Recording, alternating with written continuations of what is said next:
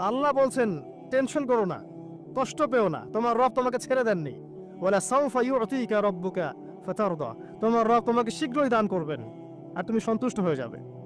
আলাম ইয়াজিদকা ইয়াতীমান ফাআওয়া, আল্লাহ বলছেন আল্লাহ কি তোমাকে এতিম রূপে পাননি, এরপর আল্লাহ কি তোমাকে প্রতিপালন করে বড় করেননি?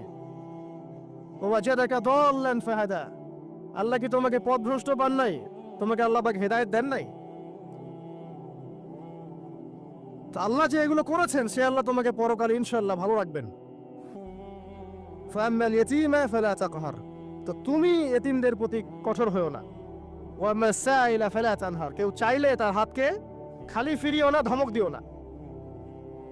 ওয়াম্মা বিনিআমাতি রাব্বিকা ফাহাদ্দিস, তোমার রবের এই সমস্ত নিয়ামতগুলো তুমি মানুষের কাছে বর্ণনা করতে থাকো।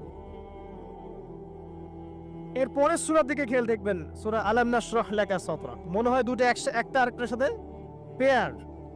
আলাম নাশরাহ লাকা সাদরাক, আমি কি তোমার হৃদয়কে প্রশস্ত করে দেই নাই?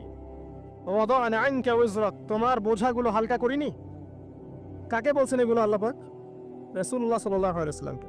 তো যে মানুষটা জান্নাতে যাবে নিশ্চিত, এবং যিনি জান্নাতের দরজা না খুললে জান্নাতের দরজা কারোর জন্য খোলা হবে না, যে মানুষটা হচ্ছে ভদ্র, স্মার্ট, বিচক্ষণ, কোনো মানুষ পৃথিবীতে নাই।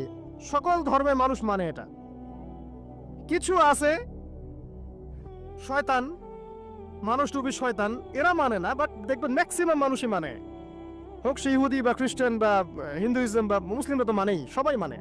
এই মুহাম্মদ সাল্লাল্লাহু আলাইহি ওয়াসাল্লামের মতো স্মার্ট, বিচক্ষণ, ভদ্র, সুচরিত্রের মানুষ পৃথিবীতে কোনোদিন আসেও নি, আসবেও না।